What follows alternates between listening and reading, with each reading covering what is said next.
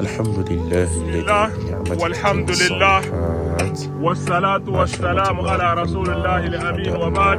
أحبتي في الله المشاهدوننا، فها نحن اليوم اثنين أول من شهر ديسمبر عام 2025 موافقة للتاريخ الهجري 10 من شهر جمادى آخر عام 1447 نعيش مع بداية بئر مشروع صدقة الجارية رقم 2، مشروع حفر بئر المتبرع المطوع من دولة فرنسا تنفيذ مؤسسة رحمة الإنسانية للمجتمع. ونحن في قرية الأقصى كما تشاهدون، فمعنا بعض من أهالي القرية خرجوا معنا لبداية هذا البئر في هذه الصبيحة، سائلين المولى الكريم يتقبل ويبارك، وأن يجعل كل ما تقدمونه في موازين حسناتكم يوم القيامة، يوم لا ينفع فيه مال ولا بنون إلا من أتى الله بقلب سليم.